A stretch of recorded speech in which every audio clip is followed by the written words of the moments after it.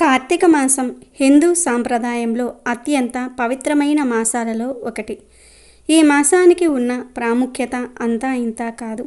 సాక్షాత్తు ఆ శివకేశవులకు అత్యంత ప్రీతిపాత్రమైన మాసం ఇది. శివకేశవులే కాదు, ముక్కోటి దేవతలు ఈ మాసంలో భూమి మీద సంచరిస్తూ ఉంటారు.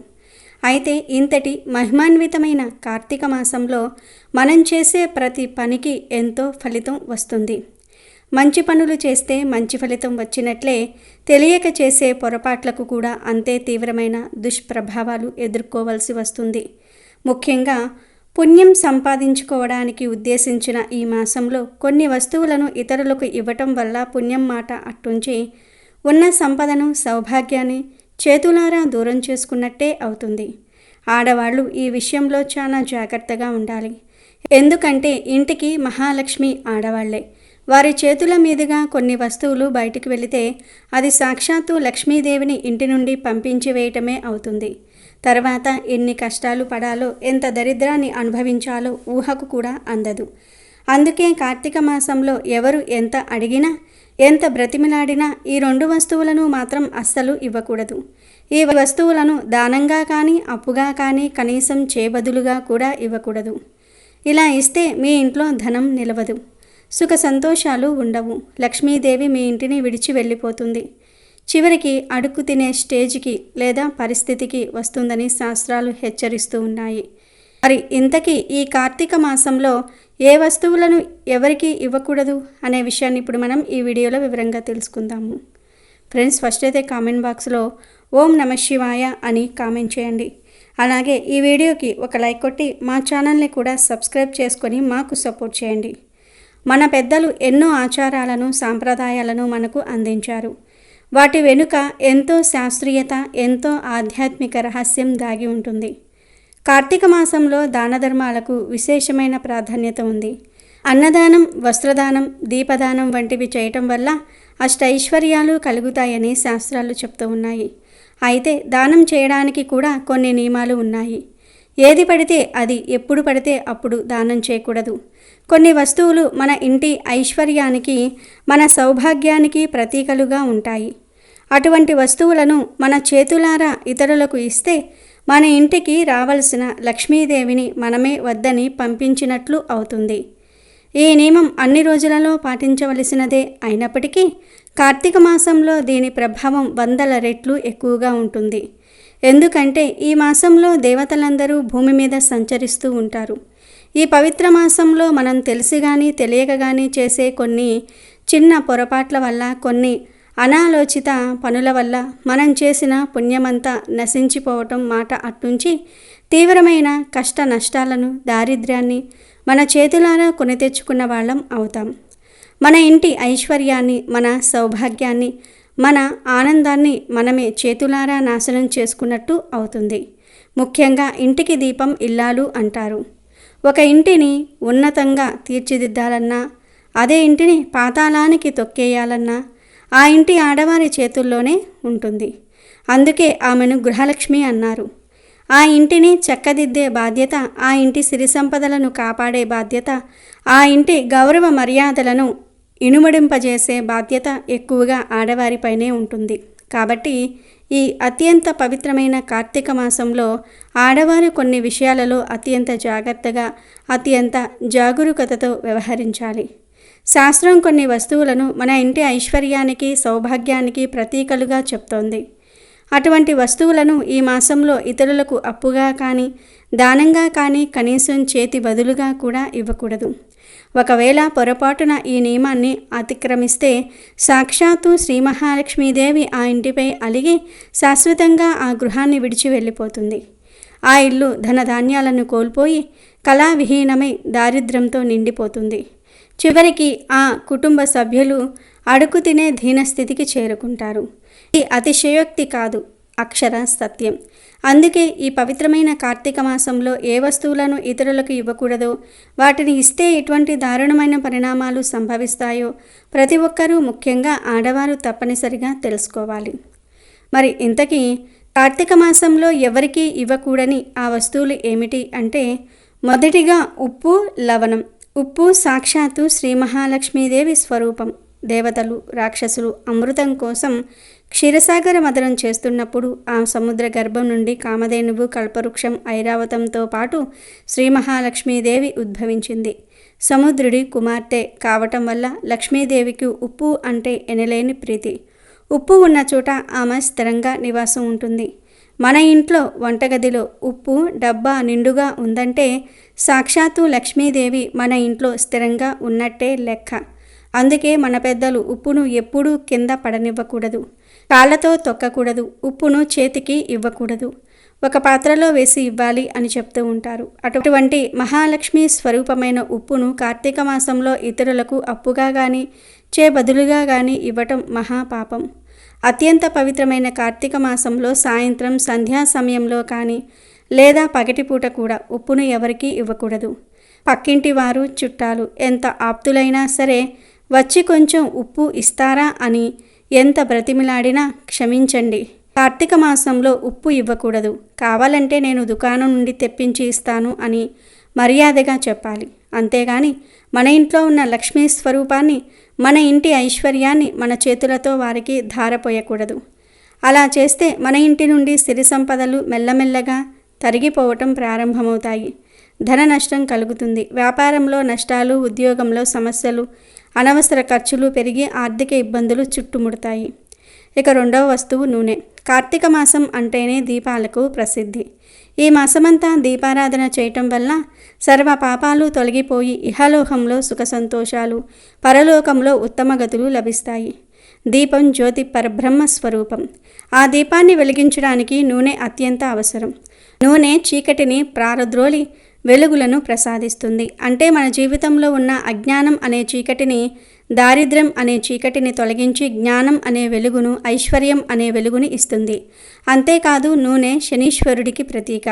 అటువంటి నూనెను, అంటే మనం వంటకు వాడుకునే నూనెను అయినా లేదా దీపారాధనకు వాడే నూనెను అయినా ఇతరులకు దానంగా కానీ అప్పుగా కానీ ఇవ్వకూడదు. ఇలా ఇస్తే మన ఇంట్లో వెలగాల్సిన దీపాన్ని, మన జీవితంలో ప్రసరించాల్సిన వెలుగును, మన అదృష్టాన్ని మనమే ఇతరులకు ఇచ్చినట్టు అవుతుంది. దీనివల్ల శని భగవానుడి యొక్క వక్రదృష్టి మనపై ప్రసరించి చెయ్యని నేరాలకు శిక్షలు అనుభవించటం, అనవసరమైన కష్టాలు, కోర్టు కేసులు, శత్రుభయాలు, కుటుంబంలో కలహాలు వంటివి ఎదురవుతూ ఉంటాయి. ఇంట్లో ఉన్న ప్రశాంతత కరువవుతుంది. అందుకే కార్తీక మాసంలో నూనెను ఎవరికీ ఇవ్వకండి.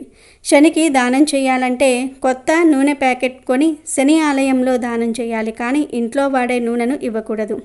ఇక మూడవ వస్తువు ఏమిటి అంటే పసుపు, కుంకుమ. ఇవి ప్రతి హిందూ స్త్రీకి, ప్రతి ముత్తైదువుకు ప్రాణంతో సమానమైనవి, సౌభాగ్య చిహ్నాలు. పసుపు మంగళకరమైనది, గురుగ్రహ అనుగ్రహాన్ని ప్రసాదిస్తుంది. కుంకుమ శక్తి స్వరూపిణి, అంగారక గ్రహానికి, పరాశక్తికి ప్రతీక. ఒక స్త్రీ తన భర్త ఆయురారోగ్యాలతో, సిరి సంపదలతో వర్ధిల్లాలని, తన మాంగళ్యం 10 కాలాల పాటు చల్లగా ఉండాలని కోరుకుంటూ పసుపు కుంకుమలను ధరిస్తుంది. అటువంటి పవిత్రమైన పసుపు కుంకుమలను మనం వాడుకుంటున్న డబ్బాలో నుంచి తీసి చేతి బదులుగా కానీ అప్పుగా కానీ ఇతరులకు ఇవ్వటం అంటే మన సౌభాగ్యాన్ని, మన భర్త ఆయుష్ను, మన ఇంటి శుభాలను మన చేతులతోనే వారికి పంచి ఇచ్చినట్లు. ఇది అత్యంత ప్రమాదకరమైన పొరపాటు.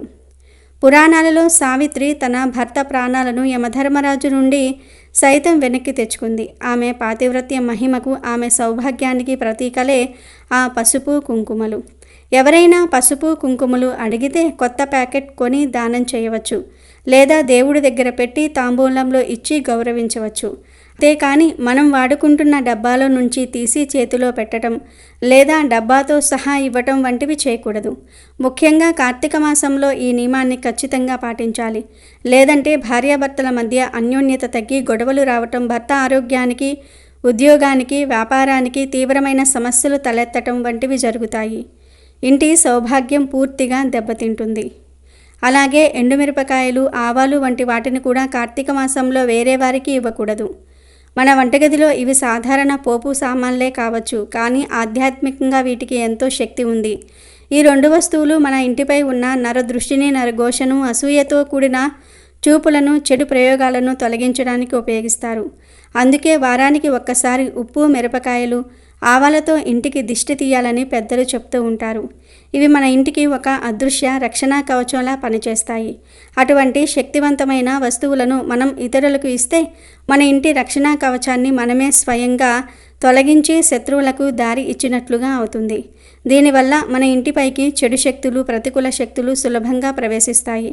ఇంట్లో తరచూ అనారోగ్య సమస్యలు, పిల్లలకు చదువులో వెనుకబాటు, ఎంత సంపాదించినా ప్రయోజనం లేకపోవటం, ఇంట్లో ఎప్పుడూ ఒక రకమైన అశాంతి, చిరాకు నెలకొనటం వంటివి జరుగుతూ ఉంటాయి. అందుకే ఈ పోపు సామాన్లను, ముఖ్యంగా మిరపకాయలు, ఆవాలను కార్తీక మాసంలో ఎవరికీ చేబదులుగా ఇవ్వకూడదు.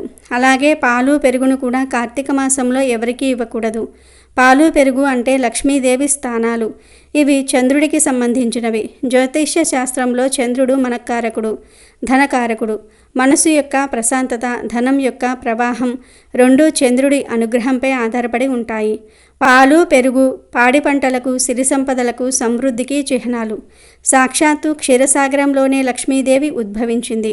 అందుకే పాలు, పెరుగు ఉన్న ఇంట లక్ష్మీదేవి సంతోషంగా ఉంటుంది.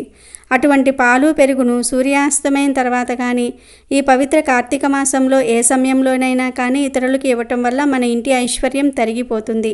చంద్రుడి అనుగ్రహం తగ్గిపోయి మానసిక ఆందోళనలు, నిద్రలేమి, నిర్ణయాలు తీసుకోవటంలో తడబాటు, ఆర్థిక ఇబ్బందులు పెరుగుతాయి. ఇంట్లో ఉన్న ధనం నీళ్ళల్లా ఖర్చయిపోతుంది. అందుకే ప్రతిపూట పెరుగు తోడు పెట్టడానికి కూడా ఇవ్వకూడదని అంటూ ఉంటారు. కార్తీక మాసంలో అయితే ఈ విషయంలో మరింత జాగ్రత్తగా ఉండాలి. చివరిగా నీళ్ల కుండ లేదా బిందెను కూడా ఈ మాసంలో బయటకు ఇవ్వకూడదు. నీరు జీవనాధారం, పంచభూతాలలో అత్యంత ముఖ్యమైనది. మన ఇంట్లో నీటి పాత్ర, ముఖ్యంగా త్రాగే నీరు నిల్వ ఉంచే బిందె ఎప్పుడూ నిండుగా ఉండాలి. అది మన ఇంటి ధనధాన్యాల సమృద్ధికి, కుటుంబ సభ్యుల ఆరోగ్యానికి సంకేతం. అటువంటి నీటి పాత్రను, ముఖ్యంగా రాగి లేదా ఇత్తడి బిందెను ఖాళీగా కానీ, నీటితో కానీ కార్తీక మాసంలో ఇతరులకు ఇవ్వకూడదు. ఒకవేళ ఇస్తే మన ఇంటి ధనాదాయ మార్గాలు మూసుకుపోయి ఎంత సంపాదించినా గంగార్పణం అన్నట్టు వచ్చిన డబ్బు వచ్చినట్టే ఏదో ఒక రూపంలో ఖర్చయిపోతుంది. అనవసరమైన ఆసుపత్రి ఖర్చులు పెరిగి అప్పుల పాలు కావాల్సి వస్తుంది. డబ్బు చేతిలో నిలవదు. నూనె, ఎండుమిరపకాయలు, ఉప్పు, ఆవాలు, పాలు, పెరుగు, నీళ్ల కుండ లేదా బిందె, పసుపు, కుంకుమ ఈ 7 వస్తువులను స్త్రీలు కార్తీక మాసంలో ఎవరికీ ఇవ్వకూడదు. ఈ వస్తువులను ఇవ్వకూడదు అనగానే మనల్ని మనం స్వార్థపరులుగా, పిసినారులుగా భావించవలసిన అవసరం లేదు. దానం చేయటం తప్పు కాదు. దానం చేయమని శాస్త్రమే చెప్తోంది. కానీ ఏది దానం చేయాలో, ఏది చేయకూడదో తెలుసుకోవాలి. ఇది మన ఇంటిని, మన కుటుంబాన్ని, మన ఐశ్వర్యాన్ని కాపాడుకోవడానికి మనం తీసుకునే ఒక ఆధ్యాత్మిక జాగ్రత్త మాత్రమే. కార్తీక మాసంలో మీకు శక్తి ఉంటే రోజు అన్నదానం చేయండి. ఒకరికి అన్నం పెట్టండి. 1,000,000 రెట్ల పుణ్యం వస్తుంది. చలికి వణుకుతున్న పేదవారికి వస్త్రదానం చేయండి.